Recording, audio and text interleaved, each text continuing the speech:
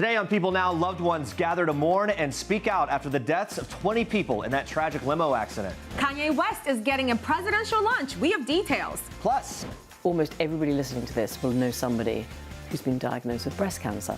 Elizabeth Hurley is speaking out about breast cancer and early detection. And Blackish star Marcus Scribner is here with details about the upcoming Season 5 premiere. Live today on People Now.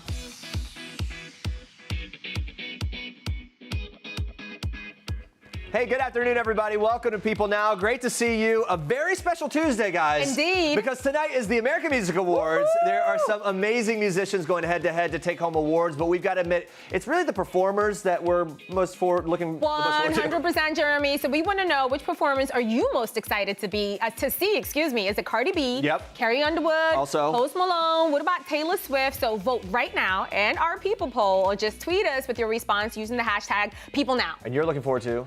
Tracy Ellis Ross, all that fashion.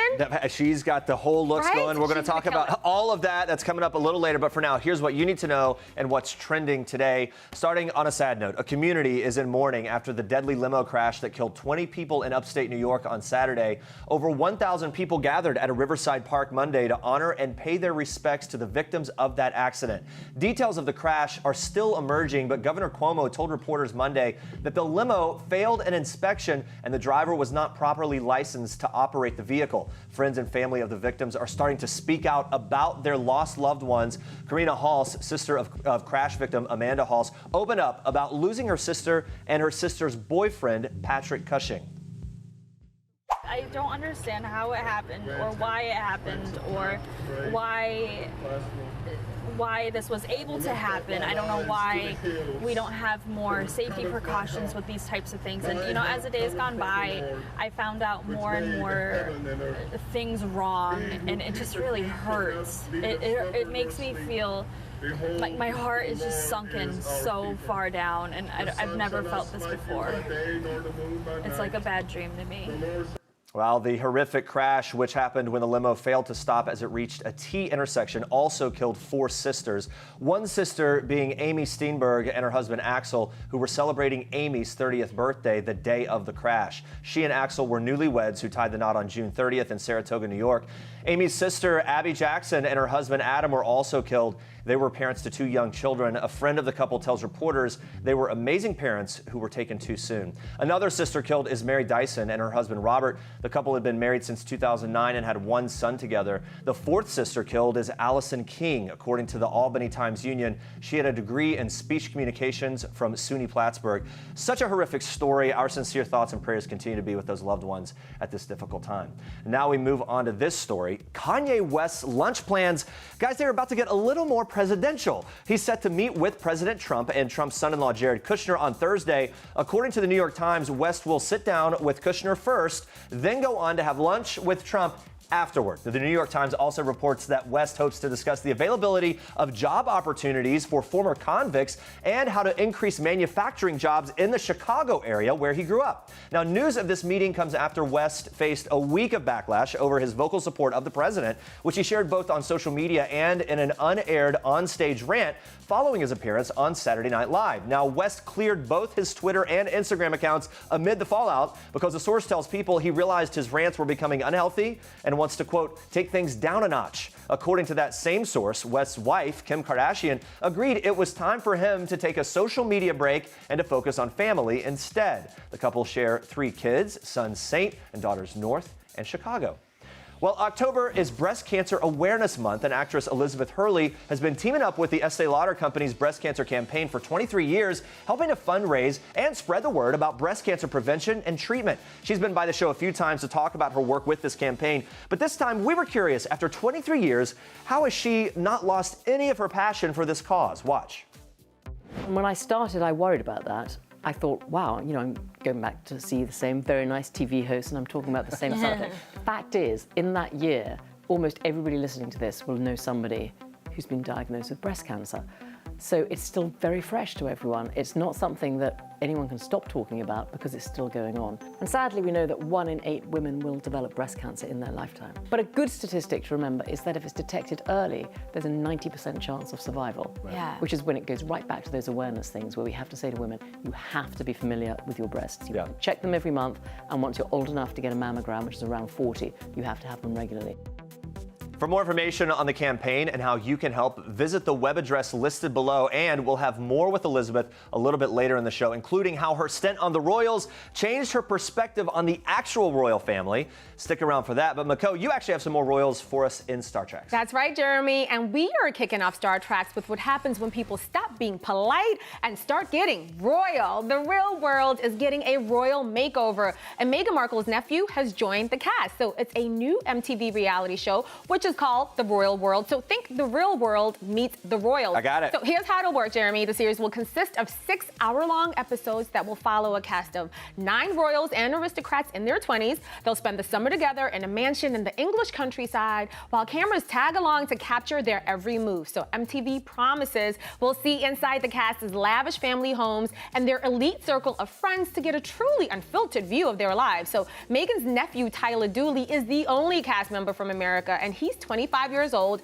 and the son of her half-brother, Thomas Markle Jr. Tyler has previously confirmed that he was not invited to the royal wedding back in May, and as of an interview he gave in March of 2018, he said that he had not seen Meghan for about 3 years. So The Royal World is scheduled to premiere on November 7th on MTV International. The Weeknd is sharing some sizzling snapshots to wish his on-again love, Bella Hadid, a happy 22nd birthday, and each one is steamier than the last. It is getting hot in here.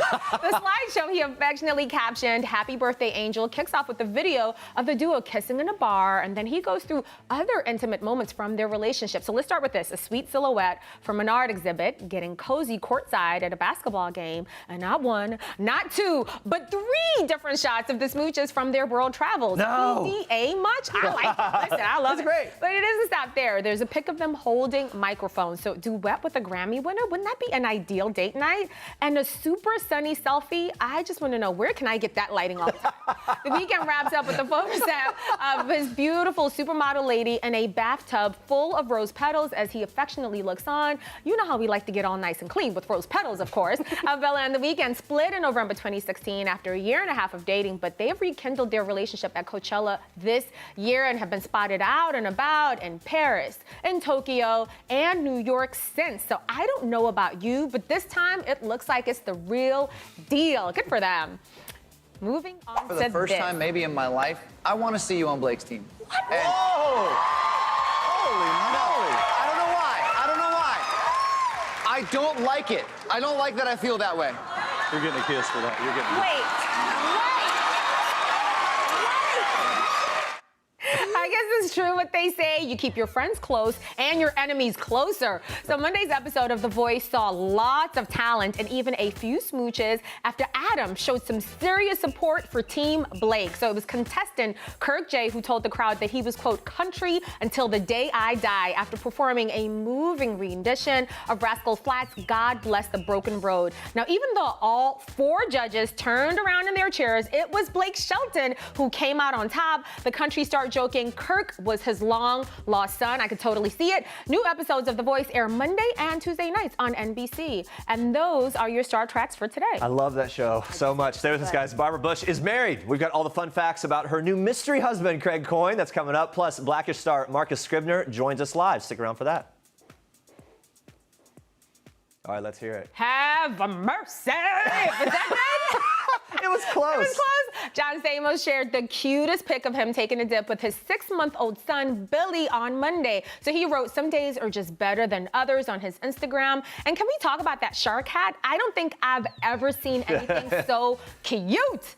He's been sharing nonstop photos of his son, from the adorable pic of Billy stowed away in his guitar case to a sweet pic from the June election day in California. And by the way, look at the feet Oh my as God. well. Here we Oh. go. America's favorite uncle might just be the world's greatest dad, I guess. And by the way, here we go. Serena Williams. She's celebrating 10 million Instagram followers with a trip to the Sandbox with her mini-me, Alexis Olympia. Look at Alexis' little shirt. It says more issues than Vogue. So Love cute. that. Complete with little ruffles on the shoulders. Totally appropriate. Of course, just 2 months old. told she was on the cover of Vogue with her champion mama. I mean, baby Olympia has been quite the fashion icon since her birth last September. So on her Instagram, she modeled a kimono that her dad Alexis Ohanian bought from her for Japan. So cute. And she showed off a matching off-white Nike uniform that was identical to the one her mama wore to the US Open last month. What a little fashionista. She is getting it. I love it. Absolutely. So adorable. All right, guys. In honor of the American Music Awards tonight, we've been asking about which performance you are most excited to see.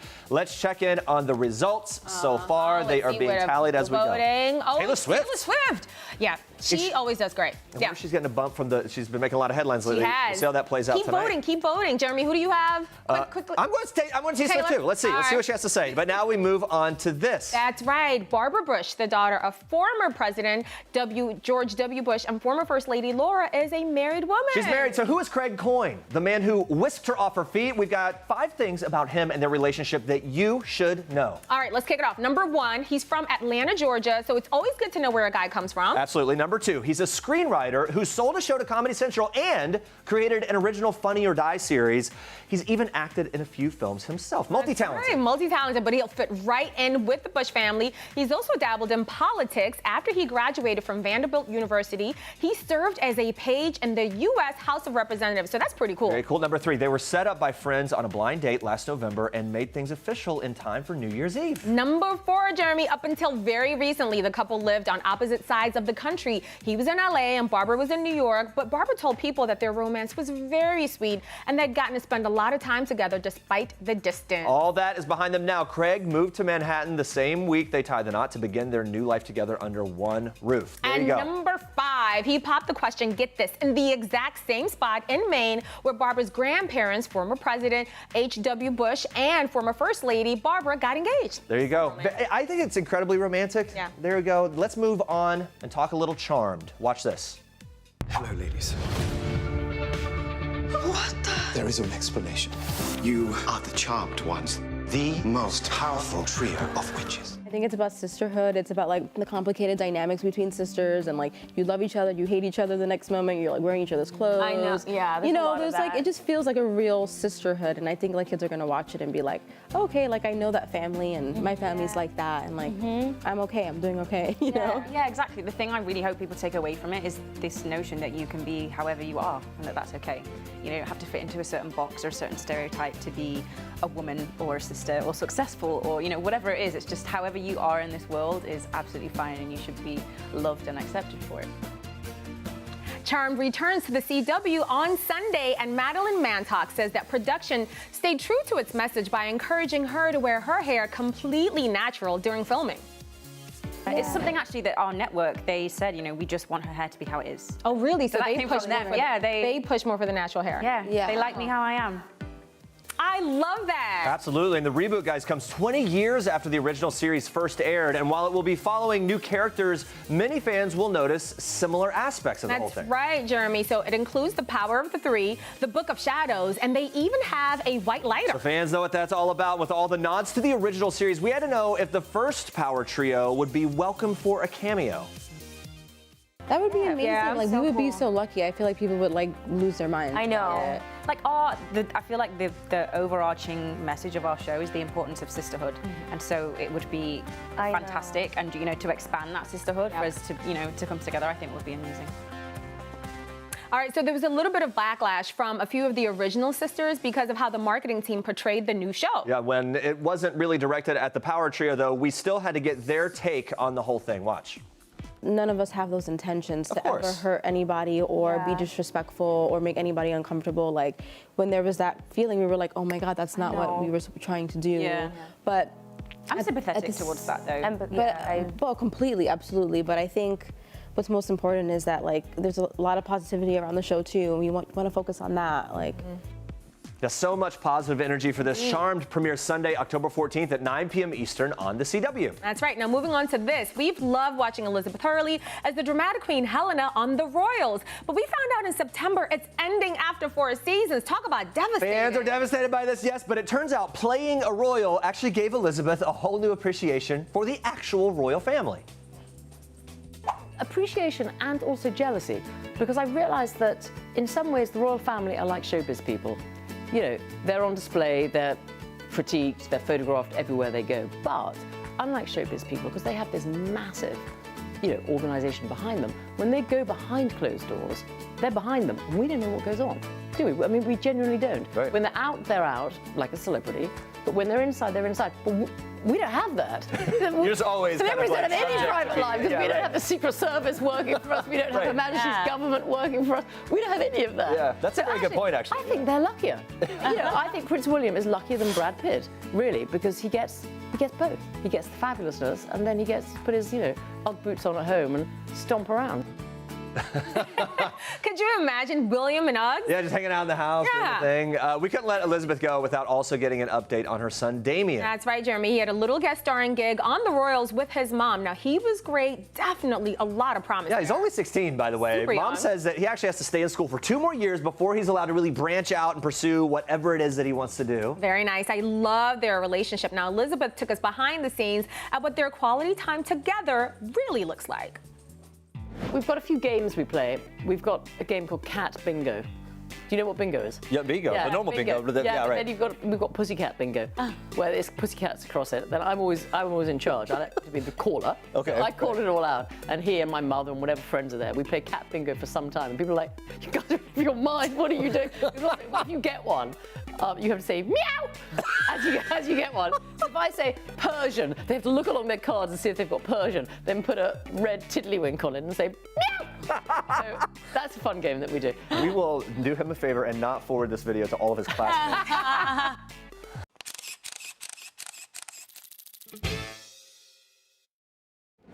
Blackish premieres with one major declaration. I wasn't really feeling college right now.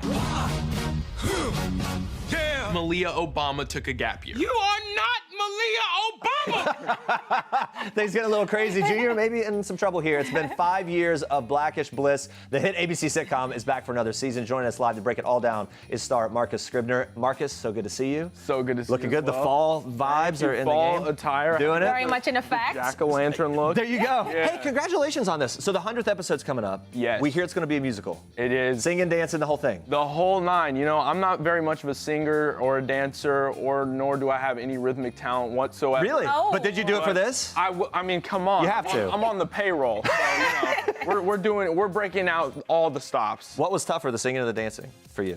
For me, it's always going to be singing, because I feel like dancing, you can fake it. you can phone it in, you know what I mean? As long as you can kind of like stay on the beat, you know, just like cut up real quick, you know what I mean? Like you're good. But like singing, it's either there or it is. You gotta. Now, we just saw from the trailer that your character is actually thinking about taking a gap year. Now, you just graduated from high school. Congrats on that. Thank you so Are much. you thinking about the same thing?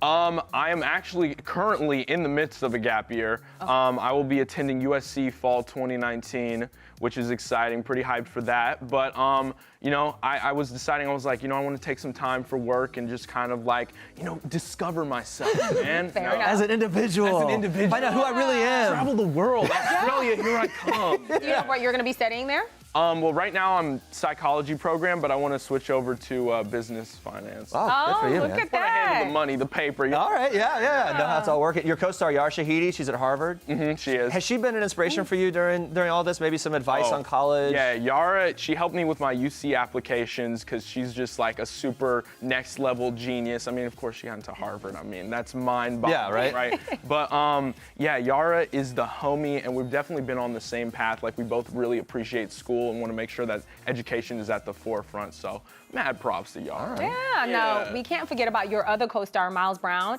Now, he's on the first ever season of Dancing with the Stars Juniors. Oh, snap. Oh, snap, Y'all that's see right. that salsa? Oh, yeah, no, he's incredible. Okay, that boy What did you killed think it. about that? Did you give him any pointers? Well, you know, I always got to help Miles a little bit with the footwork. Yeah. Because I'm, as you can tell, I'm kind of a master with that. But of course, Miles is always the one who's like on set teaching me how to milli rock and all that stuff. So I was like, all right, this boy's about to kill it. He's gonna go all the way. Okay, take the dub. Yeah. He was in here about a year ago or something like that, and he taught me just like how to dab. How to dab? I like that. But I will tell you, honest to goodness, I've never seen anyone do it so good. Like everything about him, the whole lead up, everything. He just kind of flows into it, you know. He just flick it up and then hey. All right, should we talk Tracy Ellis Ross quickly? We're going on down the cast here. AMAs tonight, doing her thing. So good last year. So be honest, has she been rehearsing like crazy on set? She has been training. I mean, Tracy, obviously, have you guys seen her Instagram? She's of course, ramping up. Yes. She's been working with Miles a little bit on the choreography. She's tearing it up. Me and Tracy are a little bit alike in the fact that our rhythm is shared. Okay. So which I don't know if that's a super positive thing, but she is gonna kill it. I know.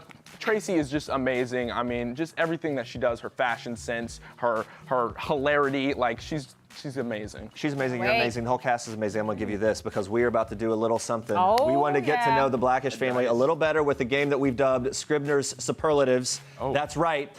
So we got your TV mom, dad, brother, and sister. Of course, yourself ready here. Right. We didn't have time. We didn't have space for every single cast member, but we'll stick to that. All right, here we go. Most likely to ruin a scene due to laughing. Oh man, that's okay. A lot of these questions, I feel like it's gonna be the whole cube. We're all so alike. Okay. We just, the first person. We're all just hilarious. You know what I mean? I'll put. Where's Miles? Right there. Put Miles there. Okay. Boogaloo Brown. Okay. As soon as we look at each other, we just die laughing. There you go. Most likely to be caught taking a selfie from the cast. Okay. That's got to be a tie between Marseille and Yara. Okay? Those two will selfie it up. Okay, I got to say, I have the long selfie arms, but I'm not very good at getting the angles. You got to learn your angles. Gotta learn the angles, you know, because you can't go from down here. I think just higher the better is the rule, right? That's the thing. Most likely to be caught on set singing. Oh. What was that? That's Kayla right there. I mean, she's a singing legend, though. Like, she actually got vocal cords. The rest of us, we kind of phone it in a little bit. I mean, Anthony's pretty good, too. We all like to sing and just cut up. That's the thing. Even if you can't sing. All right, final one. Here we go. All the way down the list. Most likely to sneak in a nap between scenes. That's 100% Anthony. I knew you were going to say that. Yeah, you know, okay. And he's the guy that can do it, right? Yeah, I mean, the man works like 300 hours a day, so, you know, he deserves to take a nap on the set couches, right? Hey, by the way, you were just at Comic-Con, right? And we're super excited about your new show, She-Ra and the Princesses of Power, the reboot. Yes. So what was the wildest thing that you saw there? Yeah, real quick. The wildest thing. All right, I'm a huge Naruto fan, so getting to see people dress up in Naruto cosplay was pretty hype. Also, I heard there was someone dressed as my character from She-Ra. Oh, and there's going to be a lot more of that. Yeah. Hey, we're out of time, Marcus. Thank you so much. It's great to talk to you. Make sure to tune into the season 5 premiere of Blackish, October 16th. Bye, everybody. So good to see you.